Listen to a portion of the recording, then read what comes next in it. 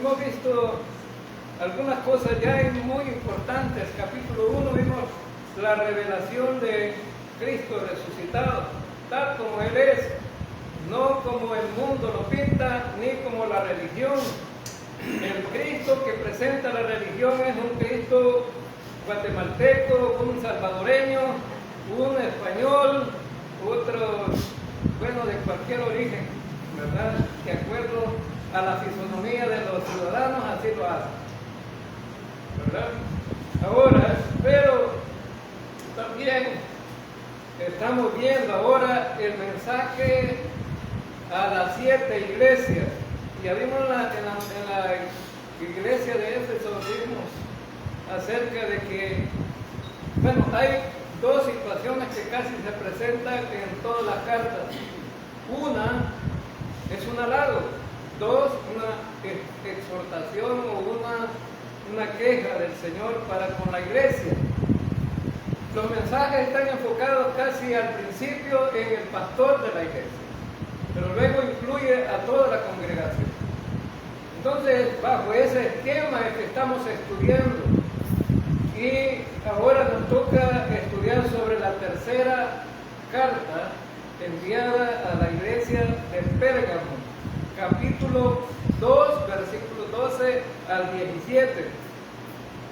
Entonces, hermanos, una de las cosas que queremos recalcar hoy en esta mañana es que la iglesia de hoy ha perdido la perspectiva correcta de la vida cristiana.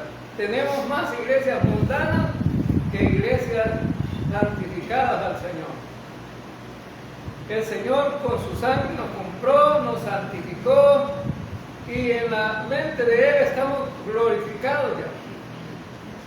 Pero en la vida práctica es el gran problema.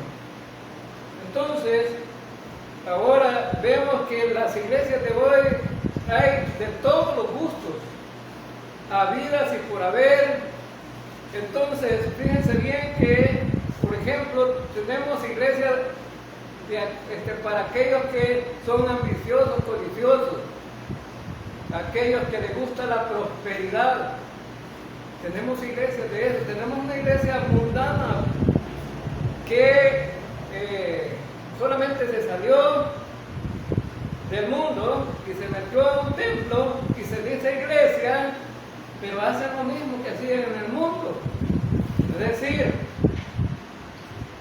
vemos en las redes sociales todos los días una iglesia donde las ancianas empiezan a bailar. Son las ancianas las que empiezan, ¿verdad? Que se mueva, que se mueva, que se mueva, y empiezan a brincar y todo el mundo a brincar. Igual como casi como la música de los hermanos Flores. ¿Sí? Entonces, solo se pasaron para un templo y siguen como una iglesia mundana.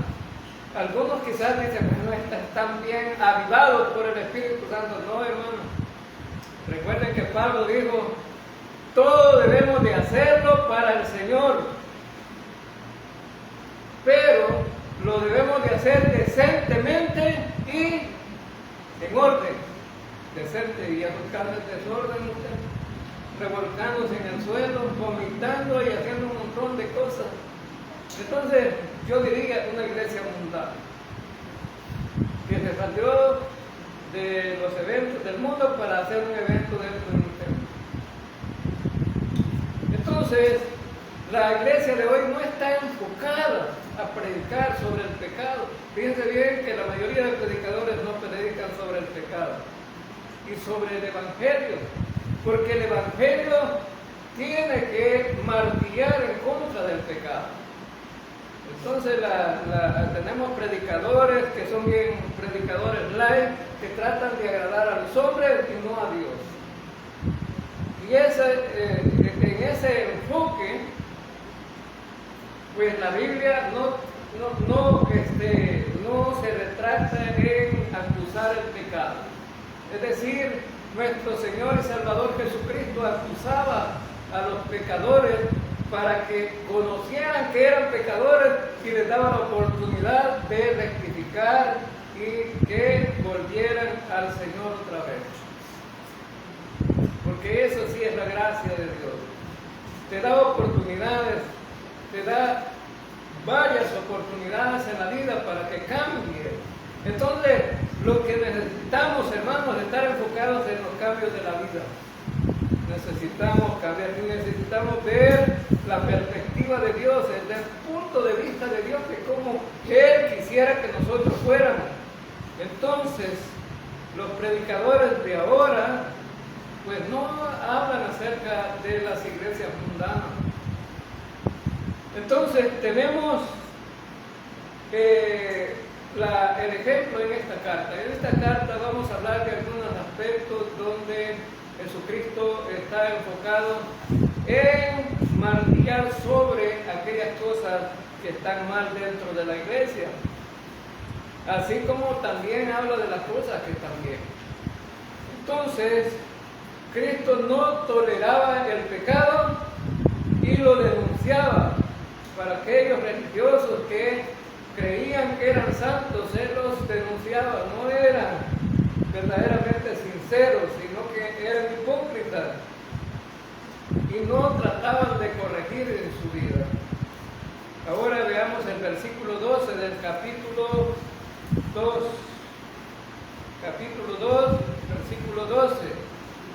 Y escribe al ángel de la iglesia en Pérgamo, el que tiene la espada aguda de 2 filos, dice esto. Veamos algunas cosas sobre ese versículo 12. En primer lugar, vemos que la carta va dirigida al pastor o al líder de la iglesia. Como responsable de la congregación, él tiene que recibir el mensaje para poder transmitirlo a los demás. Y ese es el enfoque de las cartas, ¿no? Siempre van dirigidas al pastor en primera instancia, pero luego va a incluir a toda la iglesia. Y vemos que esta carta estaba dirigida a la iglesia de Pérgamo. La iglesia de Pérgamo, ahí dice, ¿verdad? Escribe al ángel de la iglesia de Pérgamo. Esta palabra Pérgamo tiene varios significados. En primer lugar, significa el que está casado el que está casado. O sea,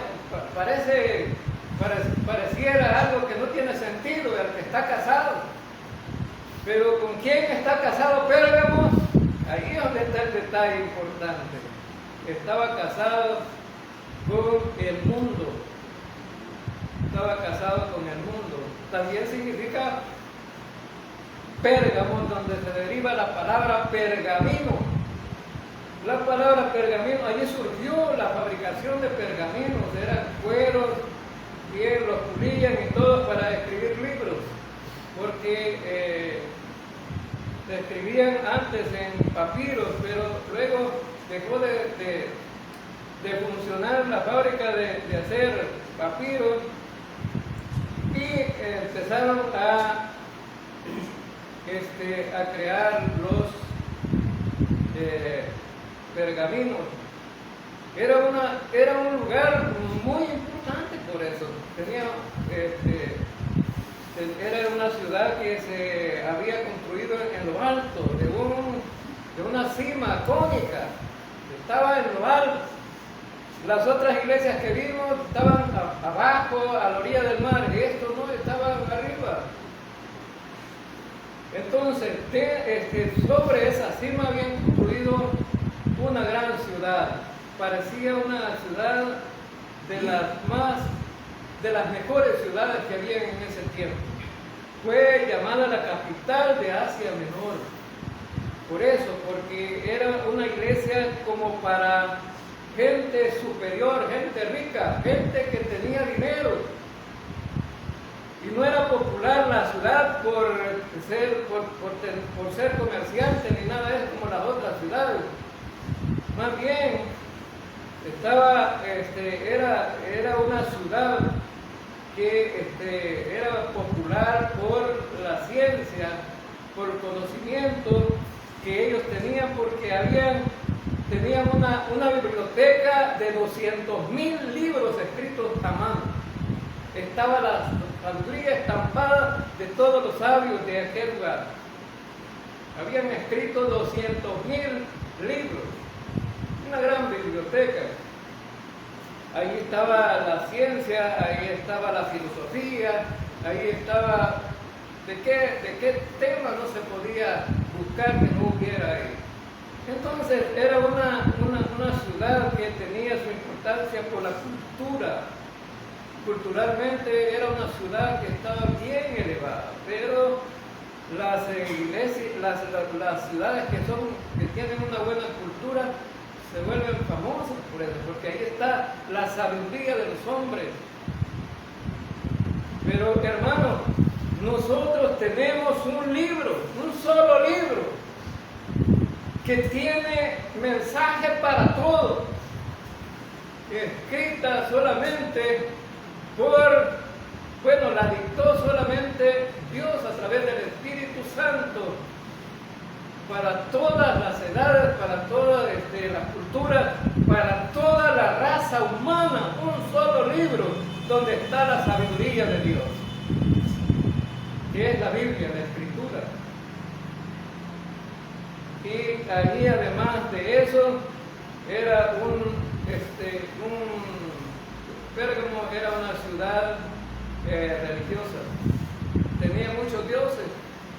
Uno de los grandes problemas, ¿no?, que enfrenta el mundo, tenía muchos dioses.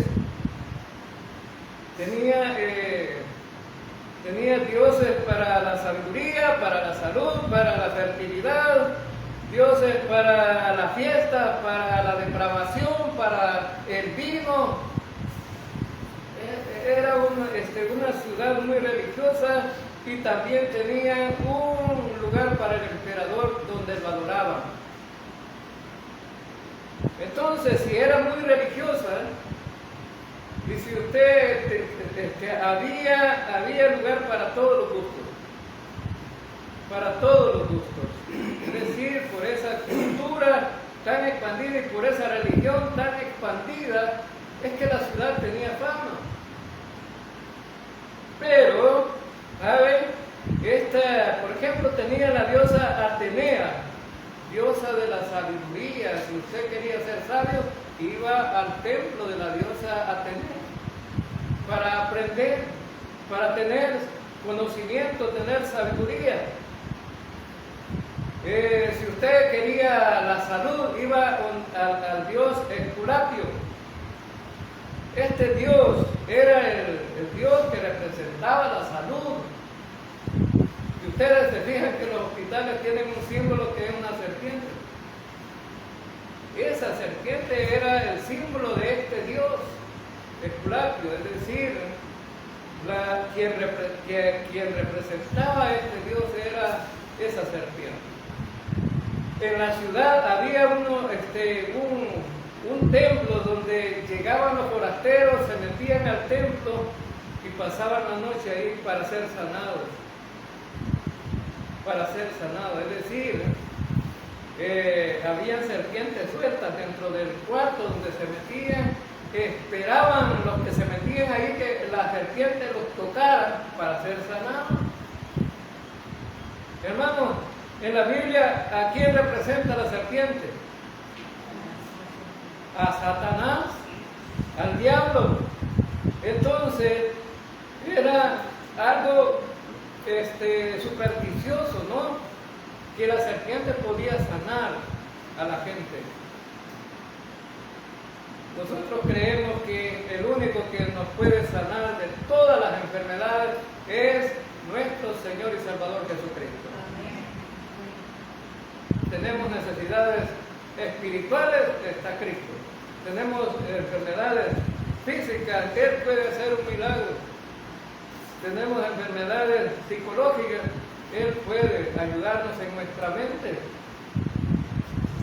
Ahora, si usted quería, por ejemplo, uno de los grandes problemas que mencionamos hoy día es que la iglesia está mundana. No esta iglesia, sino que otras iglesias, ¿verdad? la iglesia se volvió mundana. Y si usted quería un Dios mundano, ahí está este Dios Dionisio. Allí en ese templo del Dios Dionisio se practicaba la fertilidad, es decir, relaciones sexuales dentro del templo. Se practicaba las bebidas alcohólicas, se emborrachaba la gente. Hacían grandes fiestas, bailes y todo, y se armaba el relajo como que fuera usted a un gran carnaval.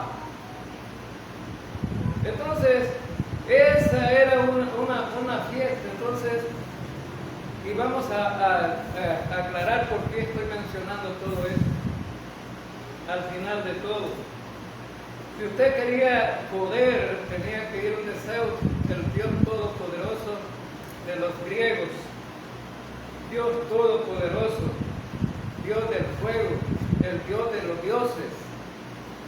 A este Dionisio y a este Dios Zeus lo creían el Salvador, les llamaban el Salvador, el Dios que podía salvar, porque se creían que eran los superiores hasta ahí. Entonces, tenía también al Dios emperador, había un templo para el emperador, para César, allí, y adoraban a César. El problema más grande que tenía la iglesia en Pérgamo era esa adoración a César. Y lo vamos a ver por qué más adelante. Entonces podemos decir con certeza, ¿no?, que la iglesia de Pérgamo estaba rodeada de una cultura mundana. La gente de Pérgamo era mundana. Entonces había cultura para todos, pero también habían dioses para todos. Entonces fue dentro de ese contexto, hermanos, dentro de ese contexto que llegó el Evangelio a ese lugar. Imagínese usted tener que romper la barrera de un mundo pagano, pueblo, una ciudad pagana donde practicaban tantas cosas. Llegó el Evangelio. No se sabe quién lo llevó, pero se cree que a través de las misiones de la iglesia de Éfeso llegó el Evangelio a ese lugar. Y entonces, en ese contexto, dentro de ese contexto mundano, el Señor elogia a la iglesia. Qué bonito, ¿no? Que dentro de un contexto tan mundano, la iglesia sea luz para todos. Para todos. Nosotros, hermanos, debemos ser luz en este lugar. Amén. Debemos de ser luz en este lugar. ¿Por qué? Porque para eso nos ha dejado el Señor. Tenemos que hacer la diferencia en el mundo. El 31 de octubre, en todos los pueblos de El Salvador celebran el día, bueno, Halloween le llaman, ¿verdad? Porque es un nombre que han traído de Estados Unidos. Pero el día de las brujas. ¿Habrán creyentes que todavía celebran eso? Los creyentes que quieren andar en eso, enmascarados, pidiendo dulces. Allá por mi pueblo lo que ponían en ese día eran ayotes en los tejados de las casas. Para que la gente fuera a recoger, ¿verdad? Porque la creencia era que quien se los comía eran los espíritus, ¿no? Porque es una fiesta pagana, una fiesta diabólica. Entonces, hermanos, tenemos que ser luz para los creyentes. Ya no deberíamos andar en esas cosas. Entonces, Pérgamo corría peligro en este lugar. La iglesia de Pérgamo corría mucho peligro en ese lugar, porque sobre todo por el culto al emperador que había en ese lugar, que era un emperador romano. Los emperadores romanos se iban cambiando, ¿no?, con el tiempo, pero vemos ahí que en el tiempo de esta iglesia llegaban emperadores y los adoraban como que eran dioses. Entonces, vemos ahí que también en el versículo 12, que el Señor, ¿cómo se presenta el Señor aquí? ¿Cómo se identifica? En el versículo 12, el que tiene la espada aguda de dos filos, dice esto. Entonces, Jesucristo se identifica como una espada. ¿Para qué sirve la espada, hermano? Para matar. Porque era el arma de guerra que tenían los romanos, y esa imagen de esa arma romana es la que trae Jesucristo a la memoria, para que todos podamos darnos cuenta que Él es precisamente el que puede traer juicio sobre todo la raza humana, sobre todas las cosas.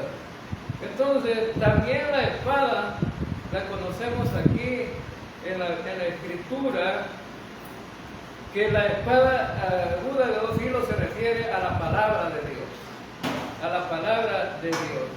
Vamos a Hebreos capítulo 4, versículo 12. Hebreos capítulo 4, versículo 12. Y dice, porque la palabra de Dios es viva y eficaz, y más cortante que toda espada de dos filos, y penetra hasta partir el alma y el espíritu, las coyunturas y los tuétanos, y discierne los pensamientos y las intenciones del corazón. La palabra de Dios es viva.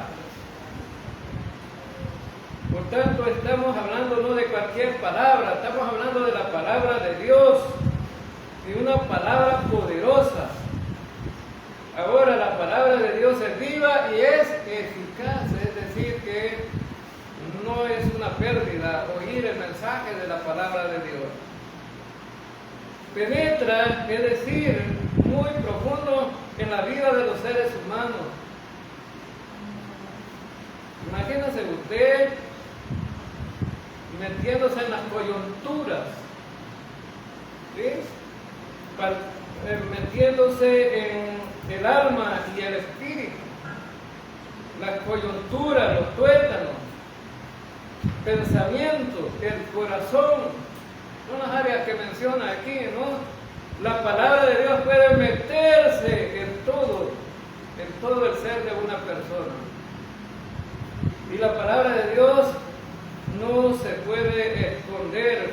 Fijémonos cómo es de poderosa la palabra de Dios. El hombre es pecador. Y Dios, a través de su palabra, penetra en la vida del pecador.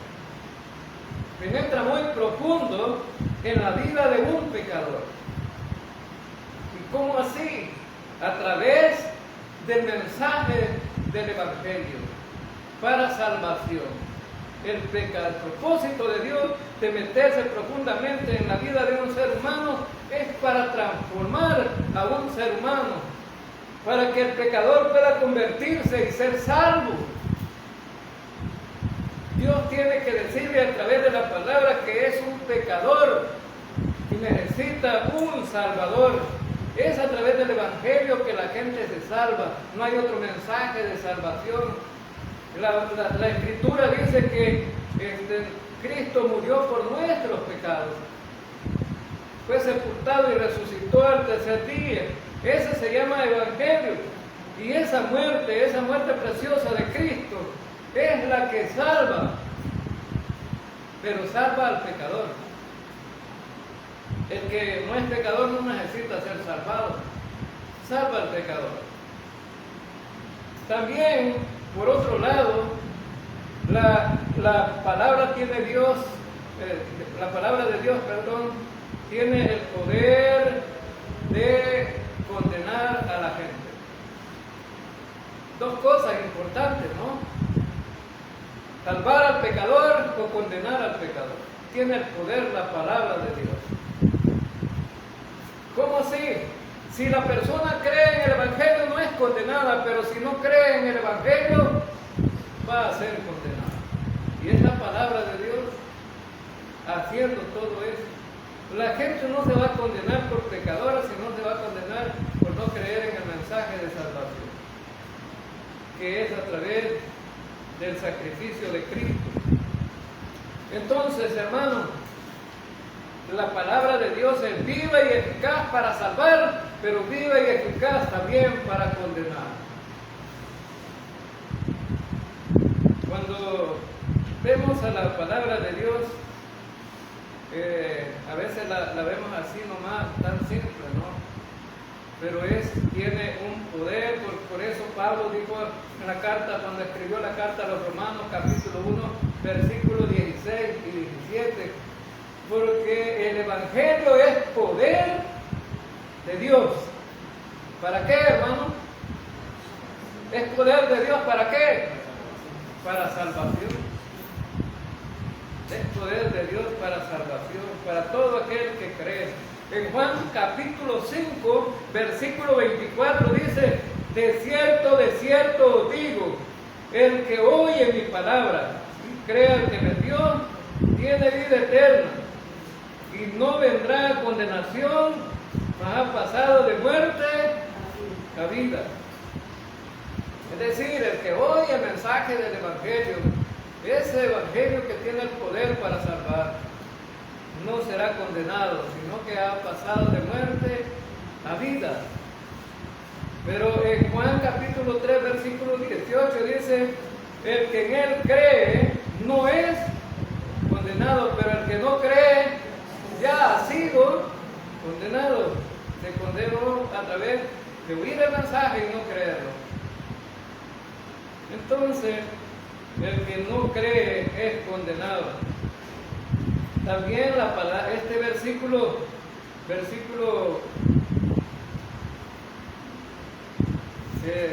que acabamos de leer de Hebreos, dice que la palabra discierne los pensamientos y las intenciones del corazón. Pensamiento, algo que no se puede ver, que es abstracto, pero cada ser humano lo tiene, el pensamiento. No se puede ver. Las intenciones del corazón. Ahora entonces, dos cosas muy complicadas, ¿no? Para poder entenderlas. Pero el Señor conoce tu pensamiento. El Señor conoce tu pensamiento. Conoce tus intenciones, si son buenas o son malas. Porque el ser humano está descubierto. Los siguientes versículos a este que acabamos de leer dice que nosotros estamos desnudos delante de Dios.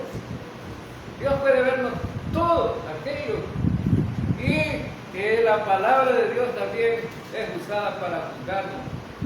¿Qué somos realmente? Cuando yo me convertí al Evangelio, yo me fumaba 3 cajetillas diarias de cigarro. Era un gran fumador. Todo lo que estaba alrededor mío estaba quemado. Hasta la cobija, ¿verdad?, con que me arropaba estaba quemada. Tenía grandes hoyos de cigarro, porque me dormía con el cigarro prendido. Pero cuando vine al Evangelio, mi esposa me dice: ¿y qué vas a hacer con los cigarros? ¿Qué vas a hacer con los cigarros? Hermanos, dejar un vicio de 3 cajetillas diarias es algo complicado, ¿no? Hay algunos fumadores que tratan de: me voy a ir armando 2 cada día menos. Yo lo había intentado muchas veces, de esa manera, a fumar menos. Cuando menos me acuerdo, va a desaparecer la gana de fumar. No desaparecía, nunca desaparecía. Y entonces, lo que me quedaba era pedirle a Dios que me quitara el vicio. Y ese día que yo creí en Jesucristo, mandé a botar las cajetillas de cigarros que tenía. Y desde entonces, hermano, no he vuelto a fumar. Hace 30 y casi 38 años. Porque en el mes de octubre, yo fue que confié en Cristo Jesús. Me bauticé en el mes de noviembre. Ahora, entonces, ¿quién me quitó el vicio, hermano? ¿Quién tuvo el poder para quitarme el vicio? Fue el poder de Dios a través de ese poder, mi vicio desapareció. Yo no vine aquí para dejar de fumar, vine para confiar en Cristo, pero Él me quitó el vicio. Él me quitó el vicio de fumar. Y por eso puedo decir con propiedad, Él tiene el poder para cambiar todo ser humano. Él puede cambiar a todo ser humano. Por muy pecador que sea un ser humano, lo cambia la vida de todo ser humano. Esa es la palabra de dos filos que penetra dentro de nosotros y transforma nuestra vida. En el versículo 13 dice: yo conozco tus obras y dónde moras, donde está el trono de Satanás, pero retienes mi nombre y no has negado mi fe, ni aun en los días en que Antipas, mi testigo fiel, fue muerto entre vosotros, donde mora Satanás. El gran problema que tenían los hermanos allí en Pérgamo es que, bueno, el lugar de residencia donde vivían, ¿quién estaba viviendo allí en ese lugar de residencia? Satanás. Hermanos, Satanás. Usted puede decir, hermano, pero que Satanás no se ve, y cómo podemos saber dónde está el trono. Satanás puede usar a cualquier ídolo de adoración para atrapar a cualquier ser humano. Cuando la gente iba a los ídolos que habían ahí, cualquier dios que tenían ellos allí en esa ciudad, la gente llevaba comida, la presentaba en sacrificio, la comida, luego ellos se la comían diciendo que todo lo que la bendición del ídolo se traspasaba al cuerpo de ellos a través de la comida. A través de la comida.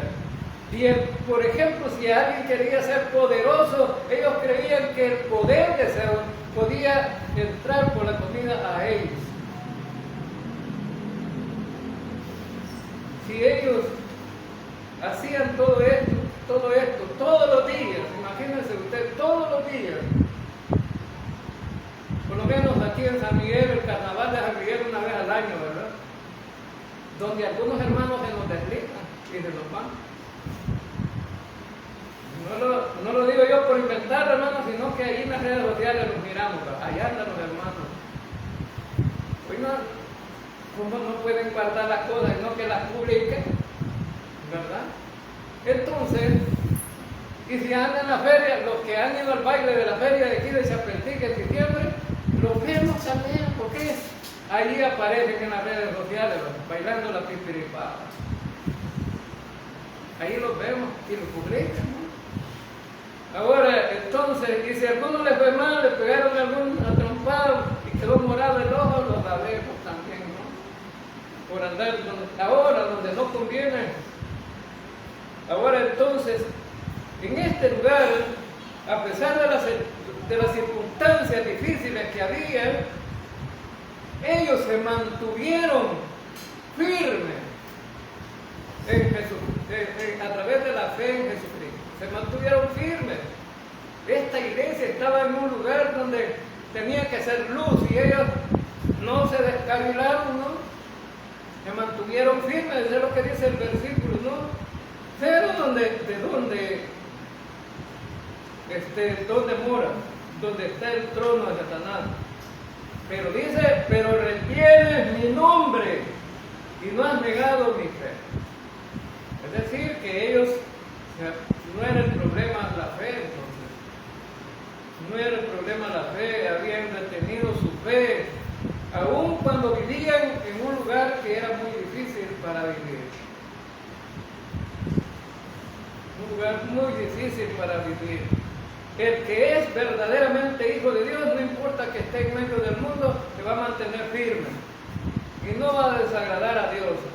¿Sí? Algunos se descarrilan porque no quieren ser criticados, no quieren ser humillados, no quieren que la gente se dé cuenta, ¿no?, que son creyentes. Es decir, hay muchas maneras de negar la fe. ¿Vos sos creyente? Ay, voy de vez en cuando, ¿no? Pero yo ni me he bautizado, no soy miembro de la iglesia. Ya se bautizó y es miembro de la iglesia, ¿no? Pero ¿sabe qué? ¿Qué dijo Jesucristo con respecto a esto? Aquel que me negare delante de los hombres, yo le negaré delante de los ángeles del cielo y delante de mi Padre. Así que si usted es creyente, no lo niegue. No. Hay algunos que están en su trabajo y por el trabajo que tienen y no quedar mal, no dicen que son creyentes. No dicen que son creyentes.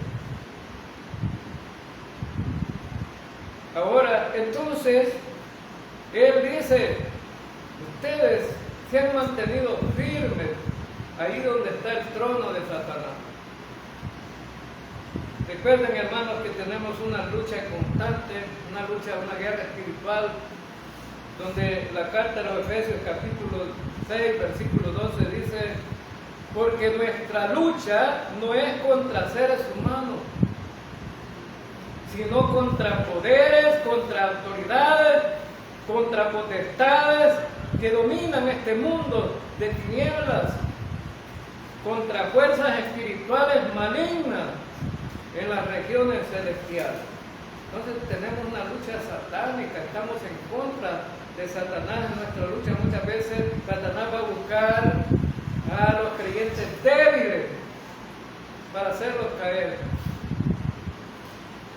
Por eso Pedro en el capítulo 5 dice que el diablo anda como león rugiente buscando a ver a quién devorar.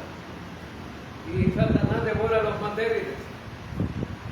Es decir, como un león devora a un animal más débil. Aquel creyente que está débil, Satanás lo va a zarandear. Pedro era un creyente que andaba con Jesús, pero Pedro fue uno de los que tuvo mayor experiencia en esto, ¿no? Pedro le dijo a Jesús, el diablo anda buscando para zarandearte, pero yo he orado por ti. Entonces no tenga duda, hermanos, que el diablo lo puede buscar al más débil. Entonces, muchas veces los creyentes ignoran, ¿no?, que tenemos una guerra contra el reino de las tinieblas. En Juan capítulo 10, versículo 10, dice, el ladrón no viene sino para hurtar, matar y destruir. Yo he venido para que tengan vida y para que la tengan en abundancia. Entonces, significa que Satanás va a querer destruir aún la vida de testimonio de un creyente. ¿Sí? La vida de testimonio de un creyente. Recuerdo yo que había un creyente, no que era carnal, mundano. Pero él decía que era creyente, él no negaba que era creyente, ¿no?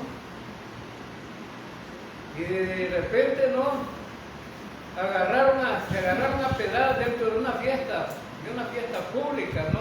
Se agarraron a pedradas a unos bolos y entonces, le pegaron una pedrada en la cabeza, ¿no?, al hermano. Vieron, lo afiliaron y hasta que ya estaba bien, me había fortalecido, y de repente empieza la chanchona otra vez a tocar la música y sale la carrera el hermano con la pedrada en la cabeza a bailar otra vez, y ya le habían pegado la pedrada. No crea usted que es demasiado necio. Es decir, dijeron la gente, no se muere porque ya se fue a bailar otra vez. Entonces, hermanos, dice que la iglesia estaba donde está el trono de Satanás. ¿Cuál trono? ¿Cuál podía ser el trono? Estaba el trono de tantos dioses ahí. Pero yo creo que el trono más difícil que tenía, donde podía morar y afectar a la iglesia, Satanás, era el trono del emperador. Porque el emperador perseguía a los creyentes y los mataba. Porque estaba Esculapio, ¿no?, con la salud, pero usaba una serpiente, y la serpiente resulta que representa a Satanás, ¿no? Pero resulta que quien más afectaba a la iglesia en ese tiempo era el emperador, que perseguía a los hermanos para matarlos. Entonces, vemos ahí que entonces el hombre que se negara a adorar al emperador, lo mataban. Allí fue donde pereció el líder de la iglesia, ¿no? Pereció el líder de la iglesia. ¿Y cómo fue que pereció? Pues lo mataron, y una muerte tremenda. Una muerte tremenda. Porque había un recipiente que tenía forma de toro. Y lo pusieron a calentar y lo metieron como en un perol hirviendo, y allí murió el hermano en Cristo. Pero no negó al Señor. ¿Eres creyente? Sí. ¿Vas a dejar de honrar a Cristo? Si no te matamos, pues sigo adorando a Cristo, y hasta que murió. A nosotros, hermanos, simplemente no nos va tan mal como les fue a esos hermanos al principio. Tenemos toda la libertad de predicar, de ir todavía a lugares. Si acaso nos pueden ofender con palabras, pero no tenemos peligro de muerte todavía. Entonces, vemos aquí que el problema de la iglesia era que estaba allí donde estaba el trono de Satanás. Pero póngase a pensar, hermano, un lugar donde había tantos dioses. Simplemente con llamar al lugar, ¿no?, el trono de Satanás, que representaba tantos dioses. Satanás podía usar a todos esos para ganar adeptos, ¿no?, y para poder hacer caer a los hermanos. Pero entonces, ahora vamos a ver cuál era el problema verdadero que tenían los hermanos ahí. Que tenían el problema de que tenían a Satanás en el lugar. Y es un problema, Satanás es un problema, ¿no? En el mundo habrán ciudades donde Satanás tiene su trono. Hay una ciudad allá en Estados Unidos que se llama Las Vegas, donde ciudadanos van a Las Vegas, hay todo lo que usted quiera. Todo y cuando sea mundano, ahí está. Pero veamos entonces versículo 14, ¿qué dice? 14 y 15. Pero tengo unas pocas cosas contra ti, que tienes ahí a los que retienen la doctrina de Balaam, que enseñaba a Balac a poner tropiezo ante los hijos de Israel, a comer de cosas sacrificadas a los ídolos y a cometer fornicación. Y también tienes a los que retienen la doctrina de los nicolaitas, la que yo aborrezco. Entonces, vemos aquí que el gran problema de la iglesia es que ellos no eran, como creyentes, no habían ofendido a Dios a través de caer en pecado o de dejar de mantenerse fiel. El problema de ellos es que dentro de la iglesia se había metido un pequeño grupo que estaban enseñando doctrinas falsas doctrinas que ofendían a Dios. Por eso dice Dios: yo aborrezco la doctrina de los nicolaitas. Entonces, hermanos, dentro de una iglesia podemos estar predicando la sana doctrina, pero de repente puede venir un grupo ahí Y eso es el gran problema que ellos tenían. Entonces la iglesia está para contrarrestar la falsa doctrina. Por eso no podemos darle cabida a las falsas doctrinas. Ellos no habían sido infieles al Señor, pero se mantenían ellos, es decir, como el padre alcahueto, pues. Que el hijo está perdiéndose y el padre dice, pobrecito, no me lo quieren, déjenlo. Y el hijo sigue dando sus años, se vuelve un delincuente y al final el padre no hizo nada.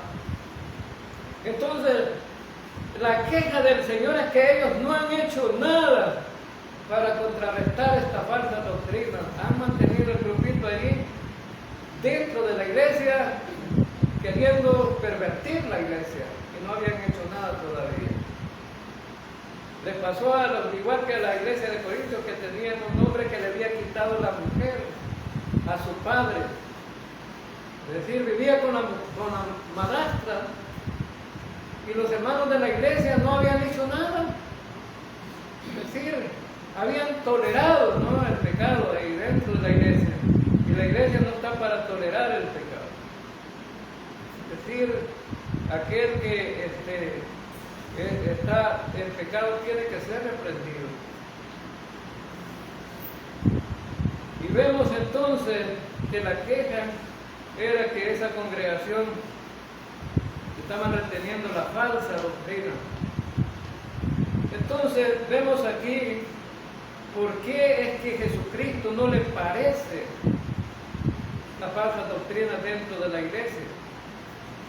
En primer lugar, porque divide en la iglesia. Allí habían dos grupos dentro de la iglesia. Uno que estaba bien con el Señor y otro que no, que estaban queriendo pervertir a la iglesia. Y eso divide. ¿Qué debe hacerse con aquellos que causen divisiones? Con la falsa doctrina. Vamos a Tito, capítulo 3, versículos 10 y 11. Al hombre que cause divisiones después de una y otra amonestación, deséchalo, sabiendo que el tal se ha pervertido y peca y está condenado por su propio juicio.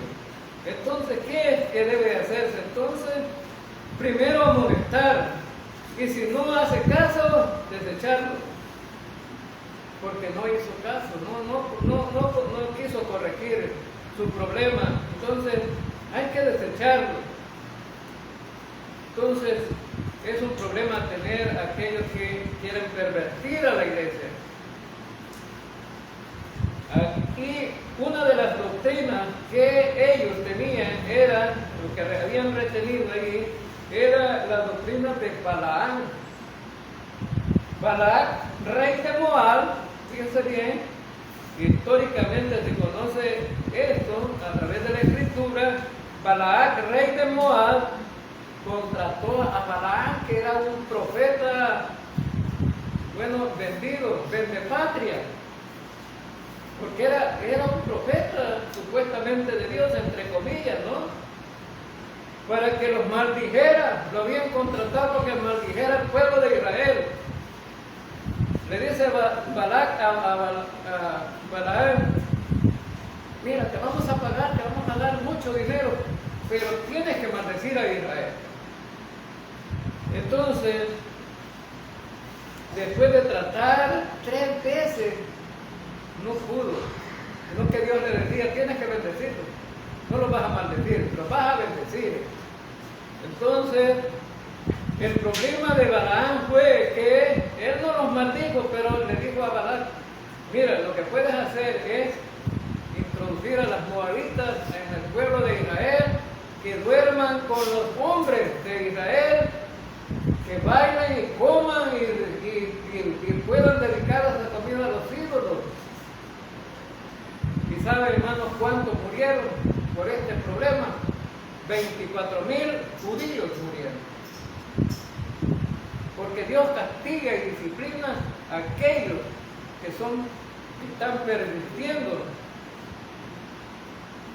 están permitiendo en este caso a Israel, lo estaban permitiendo, y en el caso que fuera la iglesia, el Señor tendría que disciplinar también.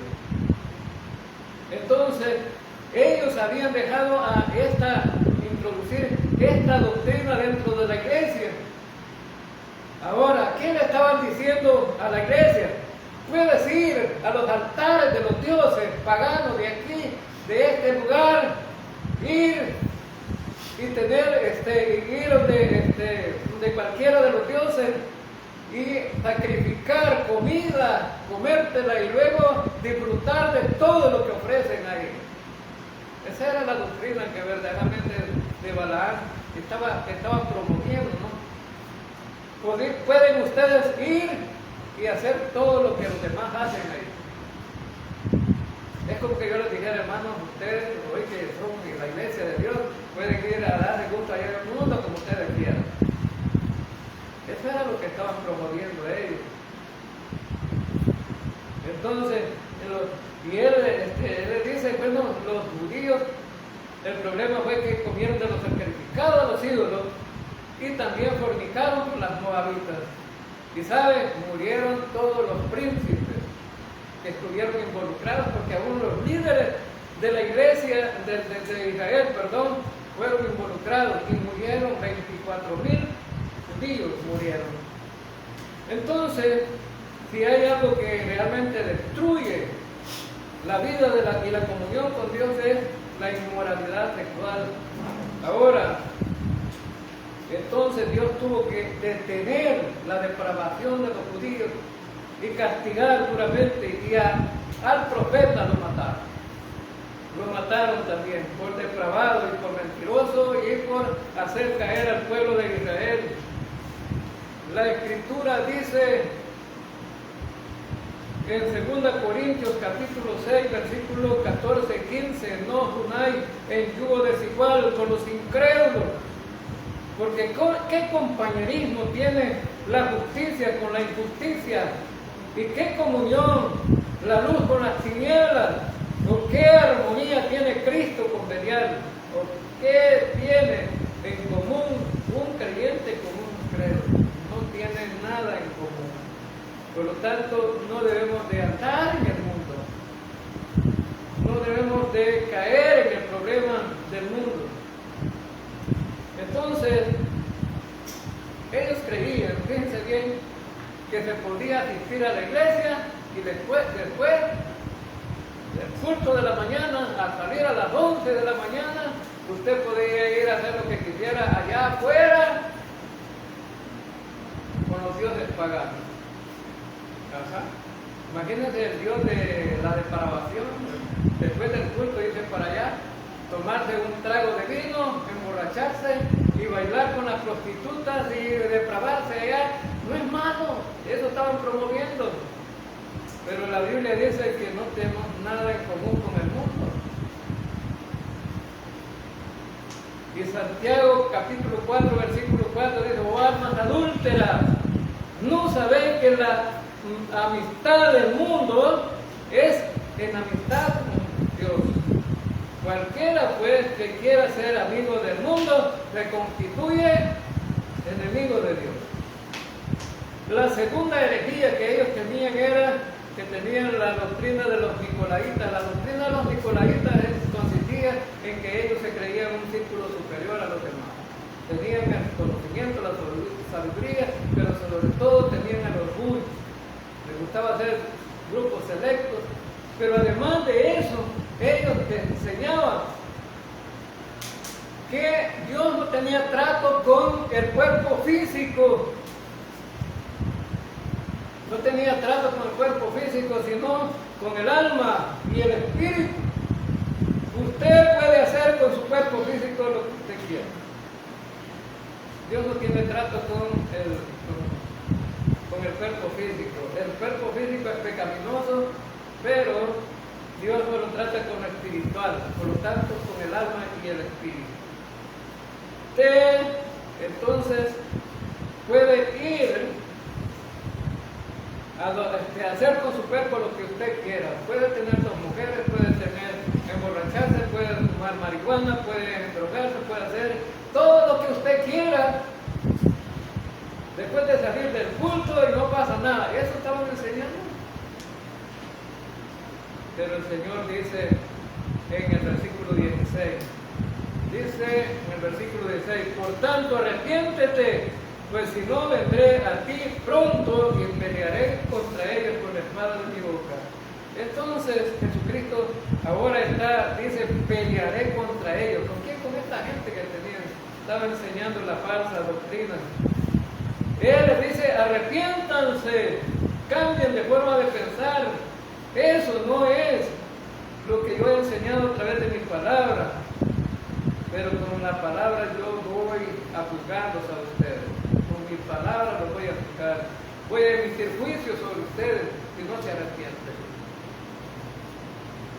Ahora, entonces, la tolerancia a veces es mala, ¿no? Cuando se tolera cosas semejantes a esto. Entonces las herejías deben de resistirse, rechazarse, deben contrarrestarse. Porque ¿sabe qué? Un poco de levadura leuda toda la masa. Todo puede descomponerse por tolerar eso, ¿no? Ahora, pero vamos a terminar con el versículo 17. El que tiene oídos, oiga lo que el Espíritu dice a las iglesias. Al que venciere daré a comer del maná escondido, y le daré una piedrecita blanca, y en la piedrecita escrito un nombre nuevo, el cual ninguno conoce sino aquel que lo recibe. Entonces, Cristo concluye esta carta con un consejo de aliento. El que tiene oídos, oiga lo que el Espíritu dice a las iglesias. Es decir, hermanos, han estado toda una hora oyendo un mensaje hoy, este día ustedes. Pero, mire que no ha entrado este mensaje por aquí y salga por aquí. Porque la importancia del mensaje es que usted lo ponga en práctica en su vida. Entonces, la gran responsabilidad de oír el mensaje de la palabra de los creyentes es ponerlo en práctica. Entonces, y dice, y todos aquellos que vencieren, el que dice, todo aquel que venciere, yo le daré una piedrecita blanca. Las piedrecitas blancas se usaban en el Imperio Romano, se las daban a aquellos que eran exitosos y ganadores, le daban una piedrecita blanca y están convidados a una fiesta y gratuitamente hay comida, hay de todo para que usted pueda entrar. El Señor está ofreciendo una piedrecita blanca a todo aquel que venciere a través de haber confiado en Cristo y mantenerse allí firme en lo que ellos habían creído, no ir a las herejías. Dice, bueno, eso lo hace el Señor como vencedor. Ustedes son vencedores porque han creído en nuestro Señor y Salvador Jesucristo. Dice en 1 de Juan, porque todo lo que es nacido de Dios vence al mundo. Y esta es la victoria que ha vencido al mundo, nuestra fe. ¿Quién es el que vence al mundo? Sino el que cree que Jesús es el Hijo de Dios. Entonces, el que cree que es el Hijo de Dios es el vencedor. Ellos, el grupo mayoritario de allí de esa iglesia, eran más que vencedores. No habían negado a Cristo, no habían retrocedido en su doctrina, pero el problema era dejar entrar a un grupo ahí dentro de la iglesia. Entonces, también dice que Él les dará a comer el maná escondido es Jesucristo, ¿no? Un día Jesucristo en el Evangelio de Juan, platicando con los judíos, ustedes comieron del maná, bueno, vuestros padres comieron del maná, pero no el maná verdadero. El maná verdadero, dijo Jesucristo, soy yo. Este es mi cuerpo, este es el pan de vida, les dijo Cristo. Y si ustedes comen de este pan de vida, tienen vida eterna. Entonces, el maná escogido representaba a Jesucristo. Pero la piedrecita blanca también dice que tiene un nombre nuevo, que solamente el que la recibe lo conoce. ¿Cómo se quiere llamar en el futuro usted? ¿Cómo se quiere llamar? Dios no le va a poner un nombre que va a ser peor, ¿no? Que el que tiene ya. ¿Sí? No le va a poner un nombre que sea peor, sino un nombre que le va a dar un halago. Por ejemplo, a Abraham le cambió el nombre de Dios, ¿no? Se llamaba Abraham y le puso Abraham. A Jacob le cambió el nombre. Se llamaba Jacob y le puso segundo nombre Israel. Y ahora tiene el nombre de un país, ¿no? Israel. A Pedro le dice, bueno, ya no te vas a llamar Simón, sino que te vas a llamar Pedro. Y sobre esta roca edificaré la iglesia. Entonces, vemos que Dios puede cambiar el nombre del suyo. Ajá. Imagínese usted que le pongan un nombre, el que es admirado por Dios. Ese nombre, ¿no? El que es admirado por Dios. Entonces concluimos, hermanos, que la iglesia de Pérgamo se había mantenido fiel y eso es encomiable, ¿no? Nosotros como creyentes en este lugar tenemos también que así como nos mantenemos firmes en la sana doctrina, mantengámonos firmes siempre, hermanos, no decaer, no ir a retroceder, porque esa es la voluntad de Dios. Esa es la voluntad de Dios. No dejemos que las falsas doctrinas entren a la iglesia. Mantengamos firmes en esa postura de contrarrestar la falsa doctrina. Porque sabemos que al final el Señor también, allá en su presencia en el cielo, usted va a ser premiado por el Señor. Le va a dar un nombre que solamente usted lo va a saber cuando se lo vea. ¿Sí? Aquellos que no les gusta el nombre que tienen hoy, pues no se preocupen, le van a dar otro nombre allá en el cielo. ¿Les gusta, hermanos? Ya vi que no les gusta el nombre que tienen aquí, ¿verdad? Pues conformes con eso. Pero un día el Señor va a cambiar todo. Que el que tenga oídos para oír, que oiga. Señor Dios Todopoderoso, gracias.